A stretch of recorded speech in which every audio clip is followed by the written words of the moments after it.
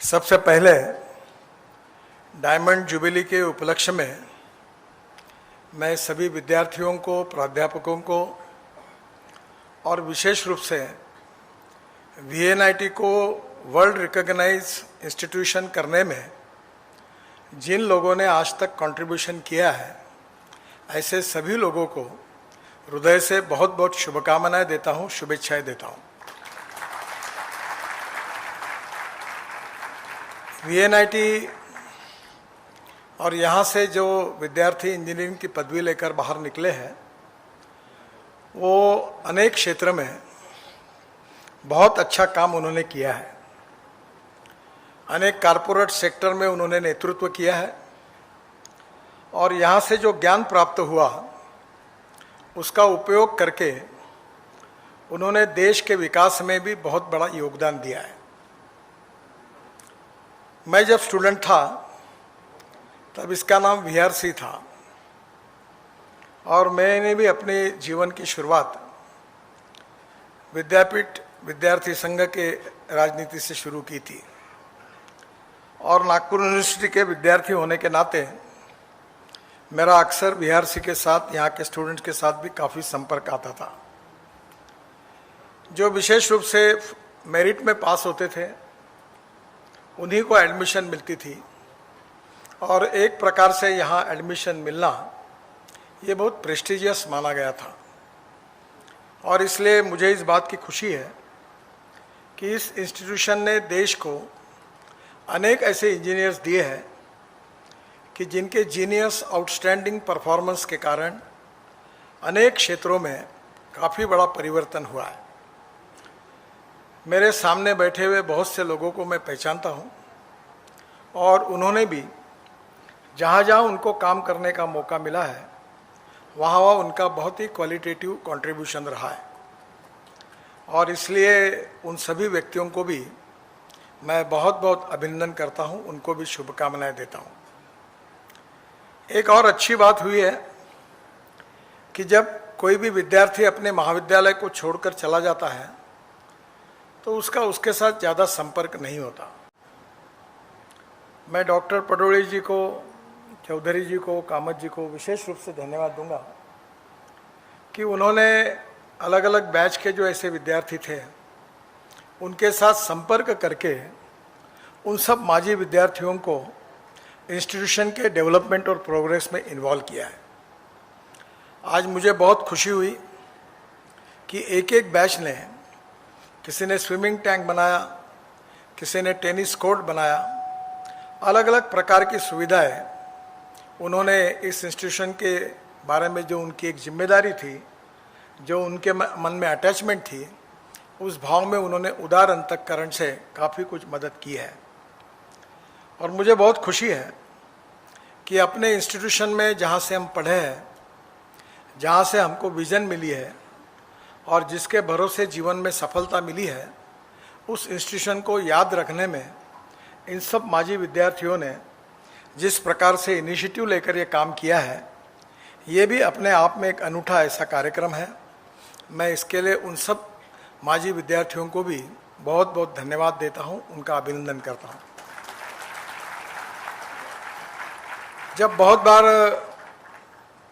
मुझे वीआरसी में आने का, वीएनआईटी में आने का जब मौका मिलता है तो मैं आग्रह से एक बात कहता हूँ कि need based research and region based research ये बहुत इम्पॉर्टेंट है। आप जहाँ काम करते हो वहाँ के एरिया में आपके रिसर्च के कारण अगर कोई बदल होता है तो निश्चित रूप से वो सोशियो इकोनॉमिक ट्रांसफॉर्मेशन के लिए बहुत उपयोगी होता है। हमारे महाराष्ट्र में 75% ऑफ द मिनरल्स महाराष्ट्र के विदर्भ में है। हमारे 80% फॉरेस्ट महाराष्ट्र का विदर्भ में है और स्वाभाविक रूप से फॉरेस्ट बेस्ड मटेरियल और मिनरल बेस्ड इंडस्ट्री, इसको काफ़ी बड़ा प्रोत्साहन यहाँ मिल सकता है।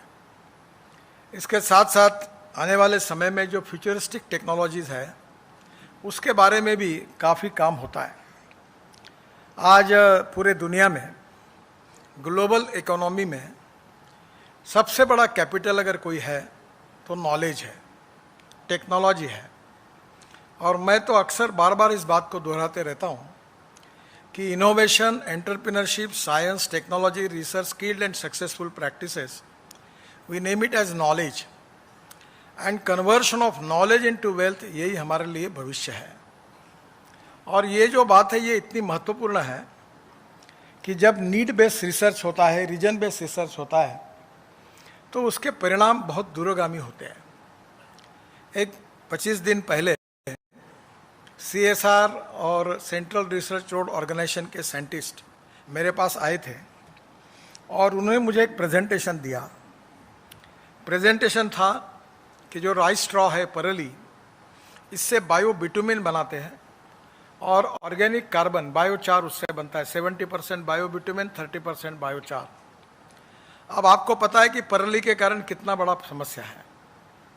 कल मेरे पास दिल्ली के LG आए थे। दिल्ली में आज सुबह मैं आया हूँ, 2 दिन में रहता है तो इन्फेक्शन हो जाता है। इतना दिल्ली के पोल्यूशन की समस्या बहुत गंभीर है और इसका सबसे बड़ा कारण है कि ये जो राइस स्ट्रॉ है, परली है, ये जला देते हैं। अब इंडियन ऑयल ने सोनीपत में पर 1 लाख टन परली वो ले रहे हैं और उसमें से 1 लाख लीटर इथेनॉल और करीब 150 ton bio bitumen per day तैयार कर रहे हैं। और ये जो राइस स्ट्रॉ से भी बायोचार, ऑर्गेनिक कार्बन और इसके साथ साथ ये जो बायो बिटुमिन बना है, इसका टेस्टिंग जब हुआ तो ध्यान में ये आया कि वो हमारे पेट्रोलियम बिटुमिन से 7 गुना ऐसे विशेषता है उसमें कि उससे अच्छा है। मैंने तुरंत उनको कहा कि ये ट्रैक्टर मोल्डेड यूनिट अगर हर गांव में जाएगा और बिटुमिन बनेगा तो पूरा लेने के लिए हम तैयार हैं। हमारे देश में 80 लाख टन बिटुमिन लगता है और हमारी रिफाइनरी 50 लाख टन बिटुमिन तैयार करती है और 25 से 30 लाख टन बिटुमिन हम इंपोर्ट करते हैं। ये इंपोर्ट सब्स्टिट्यूट है, कॉस्ट इफेक्टिव है, पोल्यूशन फ्री है और इंडिजिनियस है। इस प्रकार की अनेक बातों पर संशोधन हो रहा है और ये विशेष रूप से बहुत इम्पॉर्टेंट है। मैं ऑटोमोबाइल के साथ मेरा मंत्रालय का संबंध होने के नाते मैंने तो तय कर दिया कि ये पेट्रोल और डीजल को देश से निकाल देना, क्योंकि इसके कारण जो नुकसान हो रहा है वो बहुत बड़ा है। Pollution is a big concern और इसके साथ साथ कभी कभी विशेष रूप से ये हमारे लिए एक समस्या बनी हुई है कि पेट्रोल और डीजल और जो फॉसिल फ्यूल है उसका इंपोर्ट 17 लाख करोड़ रुपए पर हुआ है। इस देश के इकोनॉमी से 17 लाख करोड़ बाहर जा रहे हैं और ऊपर से इतने बड़े प्रमाण पर हमारे यहाँ पोल्यूशन हो रहा है। Public transport on electricity, ropeway, cable car, funicular railway, बहुत सी बातें हैं, मास रैपिड ट्रांसपोर्ट। अभी हम नागपुर में ब्रॉडगेज मेट्रो बना रहे हैं। काफ़ी कम पैसे में अच्छा काम हो सकता है। लद्दाख और लेह में हमारे एक IIT के इंजीनियर ने गोवा में एक फेनिकुलर रेलवे बनाई और मेरे पास 700-800 करोड़ रुपए लद्दाख लेह के CRF के बाकी थे। तो मैंने गवर्नर साहब को कहा कि वो पहाड़ी पर लोग रहते हैं, तो उन्होंने ऐसा डिज़ाइन किया कि जानवरों को भी ले सकते हैं, भेड़ बकरी को, मोटरसाइकिल भी को ले सकते हैं, ऊपर में लोग भी बैठ सकते हैं और ऊपर तक जा सकते हैं। तो करीब 40 योजना तैयार की है और अभी हम उसका इम्प्लीमेंटेशन करने जा रहे हैं, जो इंडिजिनस टेक्नोलॉजी है। मैं 260 रोपवे, केबल कार और फेनिकुलर रेलवे बना रहा हूँ। बड़े प्रमाण पर हमारे हिमाचल में, उत्तराखंड में हाइड्रो पावर है और जब PPP मोड में वो वायबल नहीं हो रहे थे तो मैंने दोनों मुख्यमंत्रियों को बुलाकर ये कहा कि तुम्हारे पास हाइड्रो पावर तुम्हारी स्ट्रेंथ है, तुम अगर 10 साल के लिए अगर पावर फुकट में देते हो और जो बनेगा यहाँ रोलिंग स्टॉक उसका GST स्टेट का अगर एग्जाम करते हो, अब फॉरेस्ट इन्वायरमेंट ने भी उसके लिए इन्वायरमेंट का क्लियरेंस नहीं है, ज़रूरत नहीं है ऐसा कहा है, तो PPP मोड में पब्लिक प्राइवेट इन्वेस्टमेंट आएगी, क्योंकि सरकार के पास कंस्ट्रेंट है और इसलिए बड़े प्रमाण पर वहाँ भी 16 रोपवे का मंजूरी दी है। तो ये सब करने के लिए टेक्नोलॉजी ड्रिवन काफ़ी बातों की ज़रूरत है और ये छोटी छोटी बातें लोगों का जीवन बदल रही है। मैं जब मंत्री करके मैंने जब चार्ज लिया तो हमारे यहाँ नागपुर में भी साइकिल रिक्शा चलता था। महल से निकलकर हम लोग दो लोग 4 लोग उसमें बैठते थे तो तिलक पुतले के चढ़ाव पर वो खींचता था। वो मन को बहुत वेदना होती थी कि ये कितनी बुरी परिस्थिति है। डॉक्टर राम मनोहर लोहिया कहते थे कि मैं जिंदगी भर ऐसे रिक्शा में नहीं बैठूंगा। दीनदयाल उपाध्याय कहते थे कि जिस दिन ये प्रथा बंद हो जाएगी उस दिन इस देश के इतिहास में सुनहरा दिन होगा। और जब मैं इसका मैकेनाइज्ड ड्रिवन ई रिक्शा की कानून को ला रहा था तो मेरे ऑफिसर्स ने मुझे कहा कि ये एक्सल तो इसका बजाज का है, ये टीवीएस का चक्का है, ऐसा है, ये सब यूज़ कर रहे हैं। तो कंपनी आ गई कोर्ट में। उन्होंने कहा कि हमारा मटेरियल यूज़ करके ये ई रिक्शा बना रहे हैं। तो काफ़ी विवाद हुआ सुप्रीम कोर्ट में। तो मैं भी अस्वस्थ हो गया, 6 महीने लटका रहा मामला। तो अटॉर्नी जनरल को बुलाकर मैंने कहा कि आप, मुझे लगता है कि मैं भी सुप्रीम कोर्ट में अगर अपीयर हो सकता हूँ तो मुझे अनुमति दो। तो उन्होंने कहा सर ऐसी प्रथा नहीं है, पर आप मुझे बताइए। तो मैंने उनको कहा ये 1 करोड़ लोग आदमी को आदमी धोने का काम कर रहा है, खींचने का काम कर रहा है, ये अमानवीय प्रथा है। और इस प्रथा को बंद करने के लिए महात्मा गांधी जी ने कहा है कि जब गरीब के हित में अगर आप कोई निर्णय करते हो तो कानून तोड़ना पड़ता है तो जरूर तोड़िए। इनके मटेरियल को यूज़ करके अगर ई रिक्शा 70-80 हज़ार रुपये में होता है तो इनको तो पैसे मिल रहे हैं, तो ये क्यों ऐसा करते हैं। और उन्होंने फिर उसका आर्गुमेंट किया, हम मामला जीत गए। और आज देश से 1 करोड़ में से 90 लाख लोग ऐसे हैं, शायद साइकिल रिक्शा अब दिखता ही नहीं, अब ई कार्ट आ गया, मैकेनाइज्ड ड्रिवन ई रिक्शा, और पूरी तरह मानवता के आधार पर इन गरीबों को जो शोषण हो रहा था उससे मुक्ति मिली। यही टेक्नोलॉजी है। पर टेक्नोलॉजी में और एक इम्पॉर्टेंट है कि हमारे जो साइंटिस्ट काम करते हैं वो स्वाभाविक रूप में उनका कंसंट्रेशन टेक्नोलॉजी की सक्सेस स्टोरी बनाने में ही होता है। पर proven technology, economic viability, availability of raw material and marketability, ये चारों बातें भी उतनी इम्पॉर्टेंट है। अगर टेक्नोलॉजी कॉस्टली और इकोनॉमिक वायबिलिटी नहीं है तो सक्सेस नहीं हो पाती। और इसलिए हमारे देश में अभी प्रधानमंत्री जी ने जय जवान जय किसान के साथ जय विज्ञान की भी बात की है। और मुझे लगता है कि इसमें बहुत महत्व है। और मैं तो चाहता हूँ कि हर चीज़ के अल्टरनेटिव ढूंढो। ये सीमेंट वाले और स्टील वालों ने मोनोपोली करके, शायद कमल साड़ा मेरे ऊपर नाराज हो गए हैं, ये कार्टेल कर करके रेट बढ़ा कर हमको बहुत ज़्यादा पैसा लेना पड़ता है। अभी मैंने वो फाइबर ग्लास का वो भी स्टील लाया है। आप अभी नया कंक्रीट की कल्पना आ रही है। अगर कंपटीशन रहेगी तो सब बराबर ज़मीन पर ठीक चलेंगे। मोनोपोली हो जाएगी तो आसमान पर हाथ टेक जाएंगे, तो फिर वो एक्सप्लॉइट करेंगे। तो different type of material alternative तैयार होने चाहिए। टेक्नोलॉजी में फ्लैश जैसे वेस्ट मटेरियल के उपयोग का भी एक बहुत बड़ा पार्ट है। और वेस्ट मटेरियल हर रीजन में, हर ज़िले में जो होते हैं उसका उपयोग करना चाहिए। मैं अभी एक कोशिश कर रहा हूँ, मैं तो कोई इंजीनियर नहीं हूँ, पर बहुत बार लोग मुझे गलती से इंजीनियर समझते हैं। तो मैं बहुत बार कहता हूँ कि अभी मैं इंजीनियर नहीं हूँ, पर मुझे अभी 3 डिलीट मिली है, चौथी अभी मैं कल लेने वाला हूँ। तो ये डिलीट भी मुझे मिली तो मुझे अपनी हंसी आती है। मैं बीआरसी का फॉर्म भरने के लिए आया था तो मुझे एडमिशन नहीं मिली क्योंकि मेरा परसेंटेज बहुत कम था। अब लोग बोलते कि आप इंजीनियर हो, तो मैं बोलता हूँ मुझे तो एडमिशन भी नहीं मिली तो मैं कैसे इंजीनियर हूँ। तो बोले आपके 6 वर्ड रिकॉर्ड हो गए इंजीनियरिंग के। तो मैंने कहा ये तो मेरा क्रेडिट नहीं है। अभी मुझे जो 3 डिलीट मिली उसमें 2 एग्रीकल्चर साइंस की मिली। तो स्वाभाविक रूप से मुझे तब कभी कभी हंसी आती है कि मुझे तो एडमिशन भी नहीं मिल पाई थी। अब बहुत कॉन्वोकेशन में आईआईटी में, इंजीनियरिंग कॉलेज में मैं जाता हूँ और मैं जो मुझे लगता है वो बोलता हूँ। तो मुझे अभी अमेरिका में काफ़ी लोग सुनते हैं। मैं बीसीजी कंपनी के कार्यक्रम के लिए गया था, तो वर्ल्ड की इवेंट थी। तो उन्होंने मुझे कहा कि आप ही आइए, ये पूरी वर्ल्ड में रिले होने वाली है। तो मैंने उनको कहा कि आप वर्ल्ड में हो रही तो आप अमेरिका वाले किसी को बुलाओ, मुझे क्यों बुलाते हो। तो बोले अमेरिका के लोगों का चॉइस है कि आप बोलो। तो मुझे कभी कभी इस बात का आश्चर्य लगता है। मैं तो प्रैक्टिकल बात कहता हूँ। और छोटे छोटे लोग ये काम करते हैं। पेशवे जी है यहाँ, उन्होंने MSME में, एग्रीकल्चर, रूरल में काफ़ी अच्छे रिसर्च किए। कल मुझे 2 दिन पहले छत्तीसगढ़ के मुख्यमंत्री जी ने पूरे बिल्डिंग को गोबर से बनाए हुए पेंट को सरकार में मैंडेटरी कर दिया। अब ये जो पेंट मेरे काल में शुरू हुआ, ये इतना अच्छा पेंट है, डिस्टेम्पर भी है, इनेबल भी है, दोनों भी है, और क्वालिटी में मार्केट के किसी पेंट से कम नहीं है और आधे प्राइस में है, जिससे 5 रुपये किलो गोबर का भाव हो जाएगा तो गाय कोई बेचेगा ही नहीं।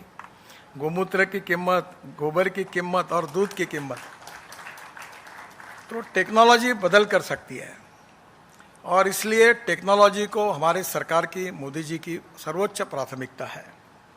और टेक्नोलॉजी से ही देश का भविष्य बनने वाला है, एक्सपोर्ट बढ़ने वाला है, एम्प्लॉयमेंट पोटेंशियल बढ़ने वाला है, ग्रोथ बढ़ने वाली है, और सबसे इम्पॉर्टेंट वेल्थ हमारे देश में तैयार होने वाली है।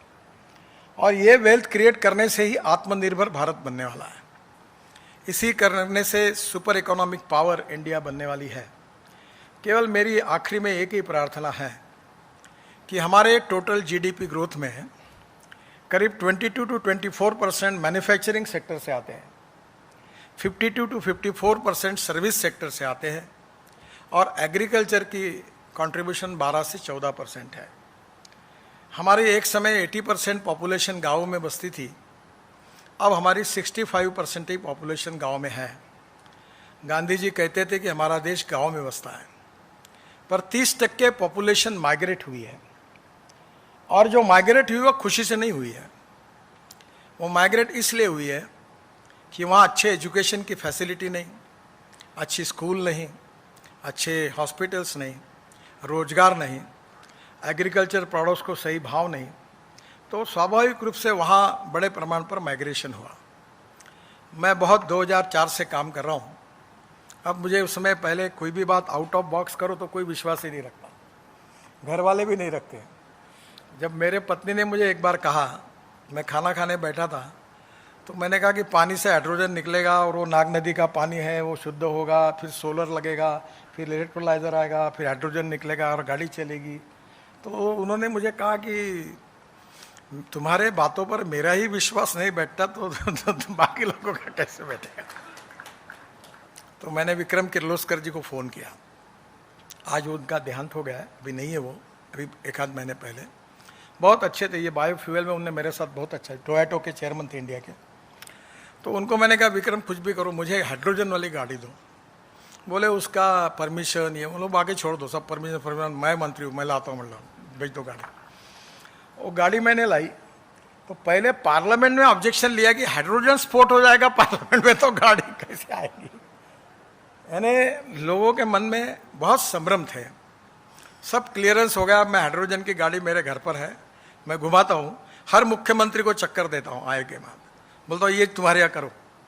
अभी फ्लेक्स इंजन की गाड़ी है वो देता हूँ, और मैं अभी इलेक्ट्रिक के गाड़ी में ही चलता हूँ या इथेनॉल की, मैं पेट्रोल डीजल के गाड़ी में नहीं बैठता। तो मैंने तय किया कि इसमें नहीं बैठता। तो धीरे धीरे लोगों को विश्वास बढ़ता है, इट टेक्स सम टाइम। तो मुझे लगता है कि ये जो निश्चित रूप से जो वेस्ट अवेलेबल है एग्रीकल्चर में, वो मेरा विश्वास है कि हमारा किसान अन्नदाता जो है वो ऊर्जादाता बन सकता है। और ये VNIT में आप थोड़ा काम करिए हमारे गांव, गरीब मजदूर और किसान के लिए। ये बहुत आवश्यक है कि चंद्रयान का संशोधन, सैटेलाइट का संशोधन, सब कुछ करो आप, ये कोई महत्वपूर्ण नहीं है, पर हमारे जीवन में उसका क्या उपयोग है? इसका उपयोग देश के लिए है, पर हमारे यहाँ कोई ऐसी टेक्नोलॉजी जो यहाँ के गांव के लोगों की तस्वीर को और भविष्य को बदल देगी, तो हम आपको जीवन भर नहीं भूल सकते। और इसलिए अब green hydrogen, ethanol, flex engine, electric, अब इलेक्ट्रिक बैटरी में हमारी मैडम बैठी है उद्वरी से, इन्होंने बहुत अच्छा काम किया है ARI में। तो अब काफ़ी बड़े प्रमाण पर ये सब हुआ है। JCB को मैंने कहा था अभी कंस्ट्रक्शन इक्विपमेंट वालों को कि आप CNG यूज़ करो। मेरे आग्रह के कारण ज़बरदस्ती उन्होंने JCB बनाया। अब रशिया में उनको 1000 JCB का ऑर्डर मिल गया। तो मुझे लगता है कि ये निश्चित रूप से आने वाले समय में futuristic technology agriculture rural centre मानकर और गांव गरीब मजदूर किसान के कल्याण के लिए टेक्नोलॉजी को प्रायोरिटी देनी चाहिए। दूसरा, एनवायरनमेंट पॉइंट ऑफ व्यू, क्योंकि ecology, economy and ecology and environment, economy and ethics, 3 pillar बहुत इंपॉर्टेंट है। और अभी तो प्रदूषण बहुत ही महत्वपूर्ण है, और इसलिए प्रदूषण को दूर करने के लिए हमको बहुत ताकत से काम करना चाहिए, अन्यथा इसके कारण हमारे स्वास्थ्य के ऊपर बहुत गंभीर परिणाम हो रहे हैं। तो मुझे लगता है कि समाज की आवश्यकता, गांव, गरीब, मजदूर, किसान की आवश्यकता, रूरल एग्रीकल्चर, ट्राइबल सेक्टर की आवश्यकता, इसके रिसर्च को प्राथमिकता दो। बाकी भी रिसर्च करना चाहिए, वो देश के लिए आवश्यक है, वो नहीं करना चाहिए ऐसा मुझे नहीं लगता। आज तक भी आपने बहुत अच्छा काम किया है और आगे भी ऐसा काम होगा।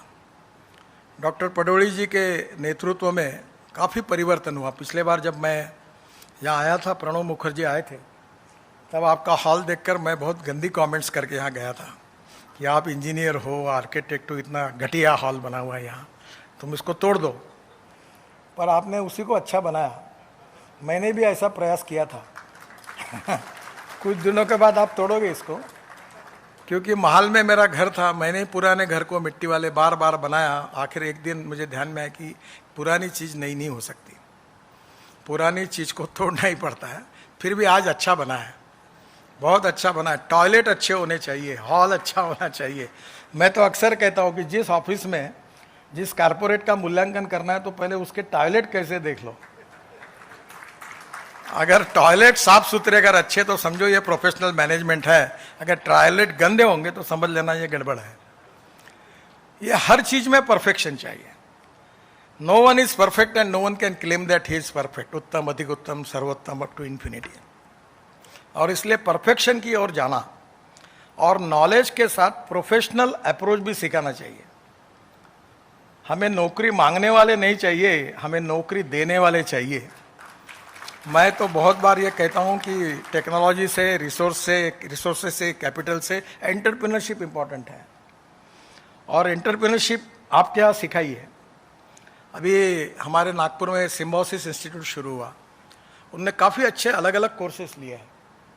तो टेक्नोलॉजी के साथ एंटरप्रेन्योरशिप होगी तो ग्रोथ में और उनके विकास में भी काफ़ी बड़ा फायदा उनको अपने जीवन में होगा।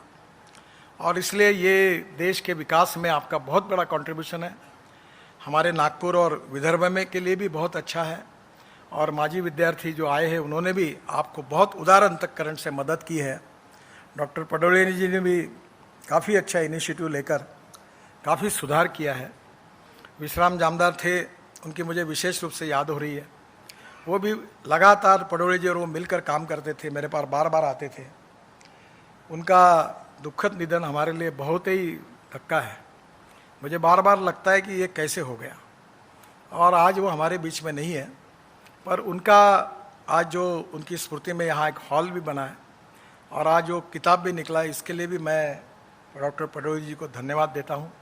विश्राम जी मेरे बहुत नज़दीकी अच्छे मित्र थे, कर्मठ थे, और वो भी कॉलेज के लिए बहुत कमिटेड थे। और इसीलिए ये कमिटेड लोगों के कारण एक अच्छी जनरेशन, अच्छी फैकल्टी और स्वाभाविक रूप से सबके योगदान के कारण ही इंस्टीट्यूशन की क्रेडिबिलिटी बनी है। और क्रेडिबिलिटी ही हमारा सबसे बड़ा कैपिटल है। गुडविल, क्रेडिबिलिटी, ऑनेस्टी, ट्रांसपेरेंसी, यही 21वीं सदी का सबसे बड़ा कैपिटल है।